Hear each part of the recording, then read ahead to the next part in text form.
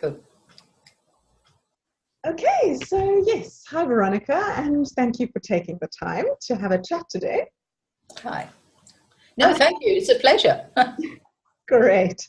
And I've been really looking forward to this because we've met at AGMs and in between, but I was really looking forward to having an opportunity to find out a bit more in a short space of time, in as much depth as possible, about you as a person and your work and what you do with TA. Great. And that's why we're having these interviews, to really get to know our members a bit better and see who is part of the SATAA and how can we learn about and from each other. Great. Okay, cool. So maybe just start by telling us a little bit about you. First of all, well, who are you and what do you do? Well, I suppose I'm a coach, a facilitator, a community builder, and I do some coach training and various other things. So my life started more in facilitation and change and transition management, and then it's moved over through understanding how people struggle with change when it's being forced on them, particularly. I realized a lot of my work was supporting people in that. So it sort of flowed into the coaching. But I wasn't a coach when I first encountered TA. No, that was back in 2000. In fact, Karen Pratt and I were on the same course together, the very first one. Okay. And so I've dipped in and out of TA since then, but I found that whether it's facilitating groups, working through change, coaching, TA fits into all the spaces, really. So that for me has been a kind of consistent thread through everything that I do, really. Mm-hmm. So how did you get to know TA? You said it was in 2000 and Karen Pratt was there as well. Tell us a bit more. I know, it's quite interesting. I think it was a friend of mine called Wendy who knew Colin. And Colin was going to run a TA 101, and I really liked the idea. I think back in some of the sales training I'd done, they'd mentioned a little bit about ego states or things like that, but I hadn't really taken it on board so much. So I really went on out of curiosity with another friend of mine, and I just found it was fascinating because it was practical, it was usable. And, you didn't have to have a degree in something to be able to understand it. And so I stayed involved for a couple of years ago, and then I kind of drifted away from the group and came back, and drifted away and came back. So, and again, I'm finding I'm going to be, you asked me what I do, I'm going to be doing a lot of work in community this year. Okay. And for me, that's really, really a space where TA language can fit when you're working with people, but also it just gives you such a deeper understanding of where they may be coming from, what kind of drivers and scripts and things they're working with. So I think it's really, really going to be useful. So I'm an integral coach by training, but integral languages can sound quite complicated. Yes. But the tools of TA, I think, are really, they're very user-friendly. Right. And that also tells us how you can combine TA with a lot of other approaches. TA is not necessarily a standalone. Absolutely. And I think for me, I come across coaches who say, yes, I know TA, but in fact, they know about ego states maybe, and they somehow assume that that's all that TA is. Yes. So I also work with coaches who are in training as coaches. And if they say to me, what would you add to your repertoire? I always say TA. Yes. So what is the biggest impact that TA can have? Or what has it been for you? I think for me, just the ability to get an insight into one's own behavior to start with.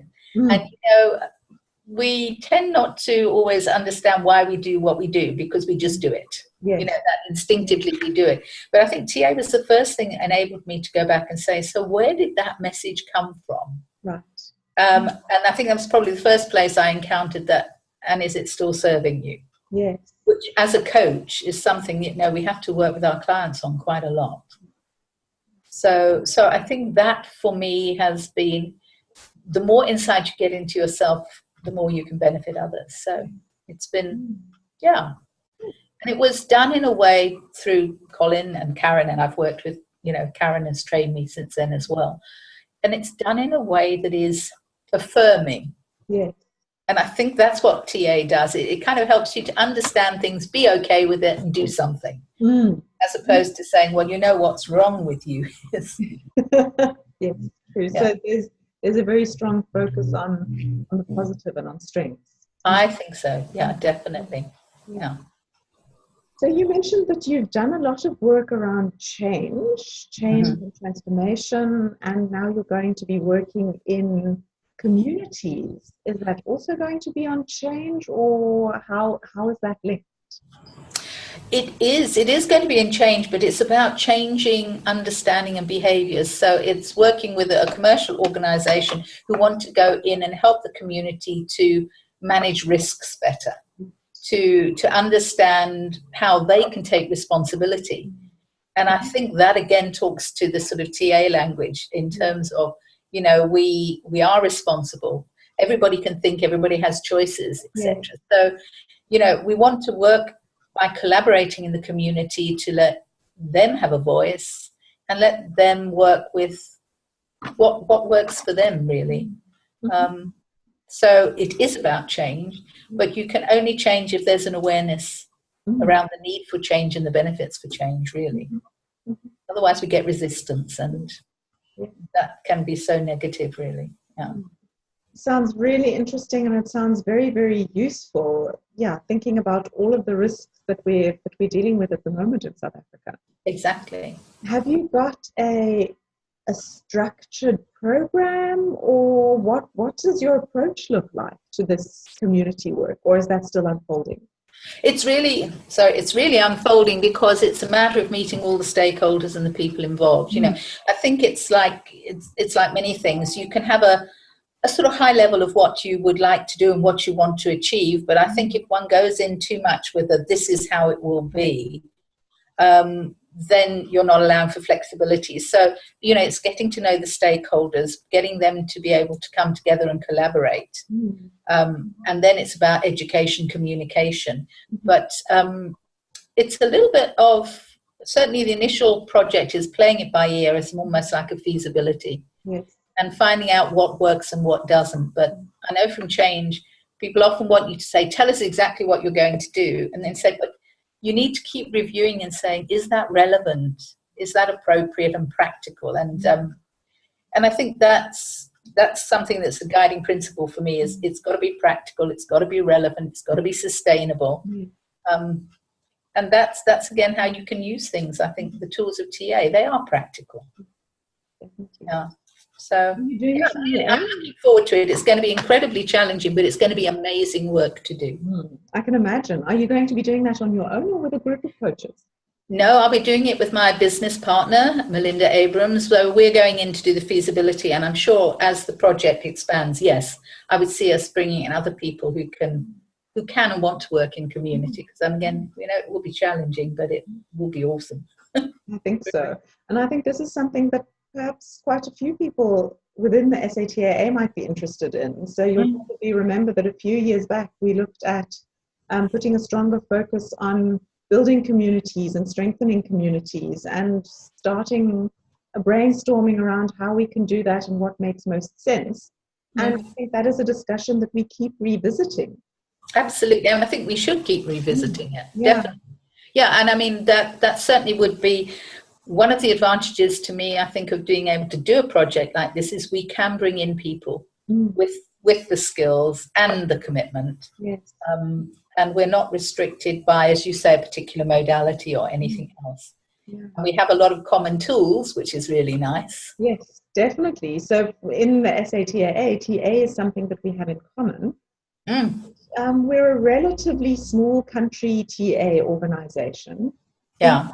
What do you think is our biggest value for communities? Because I think it's something that we're maybe not quite sure about at this moment. I'd be interested in hearing what your spontaneous thought is around that. That's an interesting question, isn't it? I think I would say, again, going back to the fact that the people that I've met in TA tend to all be grounded And I'm not, whatever level of education, etc., people have, I think they come to TA with a really practical approach. And going into community, I've met all the people I've met, I feel have that genuine ability to kind of get on the level with everybody that they're meeting. Meet people where they're at is the phrase. But I've found people to be really sincerely wanting to do that. And so I think that's a real value, is that we can go into communities, we can connect with people, because I think we're all interested in really connecting with people, and then see what is appropriate. So I think that, as I say, a lot of the tools, whether it's an ego states or whatever how we explain it, people get it. Yes. If you talk about an adult voice or a parent voice, people really kind of go, oh yeah, I get that. I can hear that. So I think just creating awareness and education that actually you are okay. Yes. And that's the start, and that you do have choices. There may not seem to be very many, but there's always a choice. So PA promotes that.